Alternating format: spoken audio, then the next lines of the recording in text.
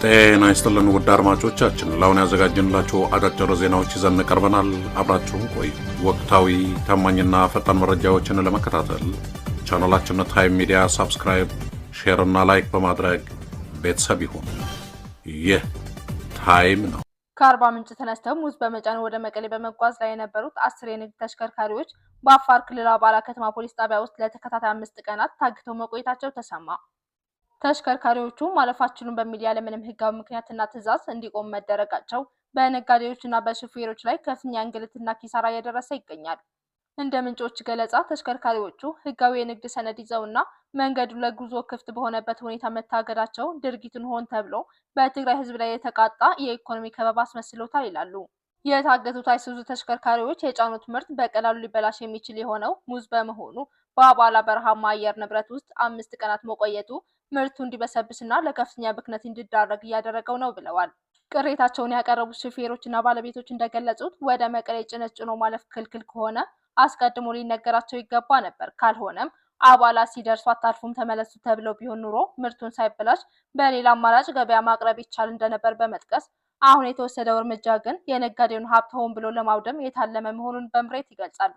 ይህ በእንዲህ እንዳለ ድርጊቱ የብልጽግና ስርዓት በትግራይ ላይ ያለውን የፖለቲካዊ ጥላቻና ጫና የሚያሳይ ነው ሲሉ ብዙዎች ይተቻሉ።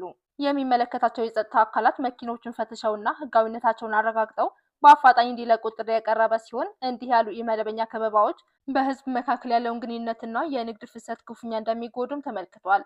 እስካሁን በጉዳዩ ላይ ከአፋር ክልልም ሆነ ከፌዴራል መንግስት በኩል የተሰጠ ይፋዊ ምላሽ የለም።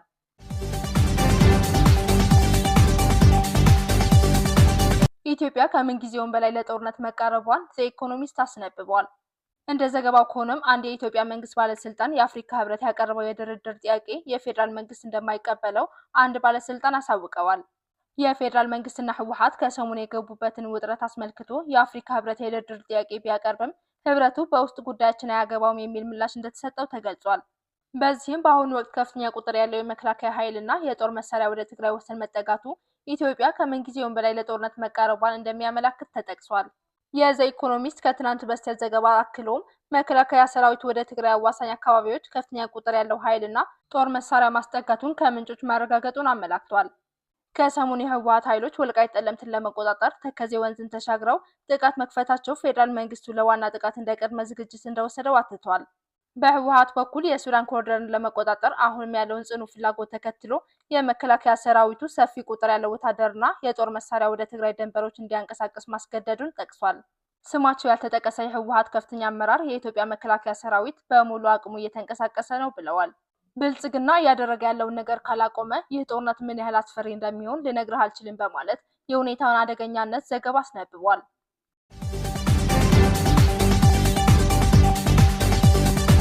ዶክተር ደሳለኝ ጫኔ በመጪው 7ኛ ዙር ምርጫ በእጩነት እንደማይሳተፉ አሳወቁ።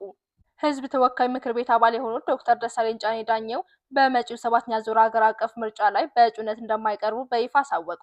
ዶክተር ደሳለኝ ባወጡት መግለጫ በ6ኛ ዙር ምርጫ የባህር ዳር ከተማን ህዝብ ወክለው በፓርላማ ላሳለፉት ቆይታ ምስጋና አቅርበው በ7ኛ ዙር ምርጫ ግን በፓርቲም ሆነ በግል እጩ ሆነው ላለመቅረብ መወሰናቸው ገልጸዋል። ለዚህ ውሳኔያቸው ዋነኛው ምክንያት በአሁኑ ወቅት በሀገሪቱ ያለው ነባራዊ ሁኔታ ነፃ፣ ሰላማዊ፣ ፍትሃዊ ምርጫ ለማካሄድ የሚያስችል ምቹ መደላድል የሌለው መሆኑ ነው ብለዋል። አክለውም በፓርላማ ውስጥ ለተጨማሪ 5 ዓመታት መቆየታቸው ለህዝባቸው የሚያበረክተው የረባ ጥቅም የሌለው መሆኑን እንደተረዱ ጠቁመዋል። የተለያዩ የፖለቲካ ፓርቲዎች በባህር ዳር ወይም በአዲስ አበባ በእጩነት እንዲቀርቡ እድሉን ሰጥተዋቸው እንደነበር የገለጹት ዶክተር ደሳለኝ የ6ኛው ዙር የፓርላማ አገልግሎት ዘመናቸው እስከሚጠናቀቅበት ሰኔ ወር ድረስ የህዝብ እንደራሴነት ስራቸውን እንደሚቀጥሉ አሳውቀዋል። ከፓርላማ ቆይታቸው በኋላ ሀገራቸውና ህዝባቸውን በመልኩ ለማገልገል እንደሚፈልጉ ወደፊት ይፋ እንደሚያደርጉ በመግለጫቸው አመልክተዋል።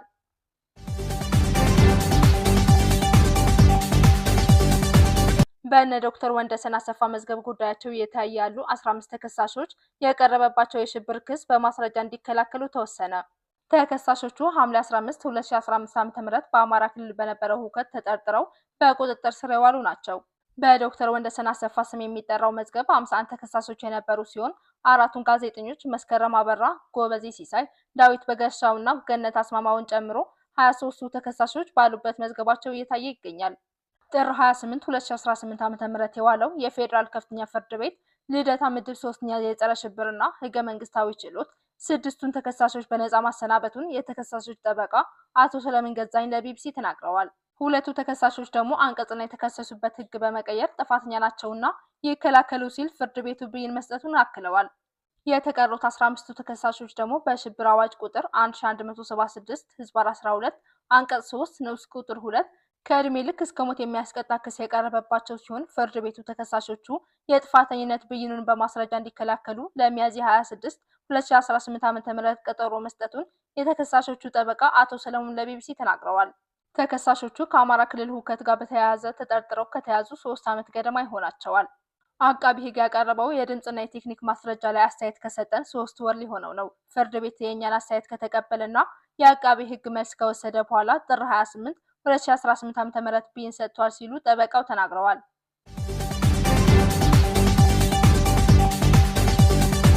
የመይሳው ካሳ 2ኛ ኮር በታላቅ ኦፕሬሽን የአገዛዙን ኃይል በግንባሩ ደመሰሰ። የበላይ ዘለቀ ዕዝ መይሳ ካሳ 2ኛ ኮር የሪፎርም ስራውን ካጠናቀቀ ማግስት ጀምሮ ላለፉት 4 ቀናት ሲያካሄድ የቆየው ከፍተኛ ወታደራዊ ኦፕሬሽን በአገዛዙ ኃይል ላይ ታሪካዊና ደማቅ ድል ማስመዝገቡን አሳወቀ። ከጥር 26 እስከ ጥር 28 ቀን 2018 ዓ.ም ድረስ በተለያዩ የቀጠናው ግንባሮች ሲካሄድ የሰነበተው ይኸው ትንቅንቅ በአገዛዙ ሰራዊት ላይ ከፍተኛ የሰው ኃይልና የቁስ ኪሳራን ያስከተለ ነበር። በተለይም በቋራ ወረዳ አባ ድጉሱ ተብላ በምትጠራው ስፍራ በኮሩ ሰብሳቢ በአርበኛ ማንዴላ ያዩና በከፍተኛ አመራሮች የተመራው አውደ ውጊያ በብልጽግና ጦር ከበባ ውስጥ በማስገባት ከፍተኛ ድል አስመዝግቧል። በዚህ ግንባር የአድዋ ክፍለ ጦር ከጀርባ፣ የኮሩ ተወርዋሪና የፊት አውራሪ ገበየው ክፍለ ጦር ደግሞ ከፊት ለፊት በመሆን ባደረጉት የተቀናጀ ጥቃት 36 ወታደሮች ሲደመሰሱ 45 ደግሞ ቆስለዋል። በተጨማሪም 12 የነፍስ ወከፍ መሳሪያዎች፣ የዲሽቃ አፈሙዝና በርካታ ተተኳሾች ተማርከዋል። በተመሳሳይ በጋዝጌ ቀጠና ሮብ ገበያና ኤረፍት አካባቢ ጥር 26ና 27 ቀን በሁለት ቀናት በተደረገው እልህ አስጨራሽ ውጊያ አርሶ አደሩን ትጥቅ ለማስፈታት ሲንቀሳቀስ የነበረው የአገዛዙ ኃይል ብርቱ ምት አርፎበታል። በዚህ ኦፕሬሽን 35 ወታደሮች ሲደመሰሱ 38 ሲቆስሉ እንዲሁም 5 ወታደሮች መማረካቸው ተረጋግጧል። በውጊያው ከ3000 በላይ ተተኳሾችና 7 የነፍስ ወከፍ መሳሪያዎች ከመማረካቸውም በላይ በአገዛዙ ታግተው የነበሩ 20 ንጹሃን ዜጎችን ማስፈታት ተችሏል። የኮሩ ሰራዊት በባርባስ ግንባር ባካሄደው ስቦ የመምታት ስልታዊ ኦፕሬሽን እና በነጋዴ ባህር ከተማ አቸራ አባስ አካባቢ በወሰደው መብረቃዊ ደፈጣ ጥቃት የአገዛዙን አጋር የነበረውን የሚሊሻ ኃይልና ወታደራዊ ክፍሎችን መምታት ችሏል። በእነዚህ ስፍራዎችን በአጠቃላይ 10 ሞትና 20 ቁስለኛ የተመዘገቡ ሲሆን በርካታ ትጥቆችን በፋኖ እጅ ገብተዋል። የመይሳው ካሳ 2ኛ ኮር እንደገና ከተደራጀባቸው ጥቂት ሰዓታት ጀምሮ ባደረገው በዚህ ፈጣን እንቅስቃሴ በአካባቢው የተሰማራውን ከ12000 በላይ የአገዛዙ ጦር ክፉኛ እየቀጣው ይገኛል። የፋኖ ሰራዊት እየመከተ ባስመዘገበው በዚህ ድል የአካባቢው ማህበረሰብ ከፍተኛ ድጋፍ ያደረገ ሲሆን የብልጽግና ጦር አስክሬንም በጋራ እንዲቀብር ተደርጓል።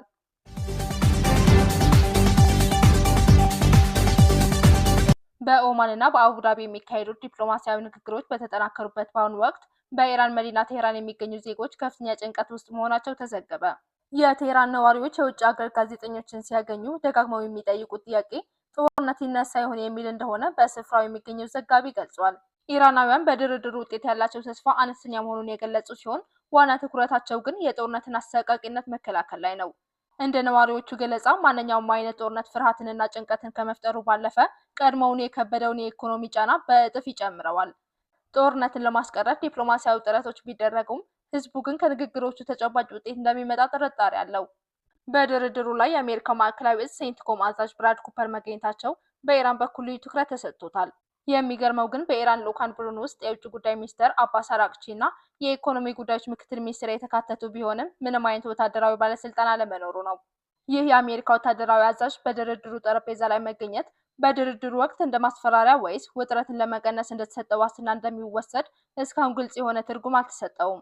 ውድ አድማጮቻችን ለአሁን ያልናቸው አጫጭር ዜናዎች እነዚህ ነበር። በቀጣይ እስከምንገናኝ ሰላም በያላችሁበት። ለተጠናቀረው ዘገባ መቅደስ አድማሱ ነኝ ለታይም ሚዲያ አዲስ አበባ።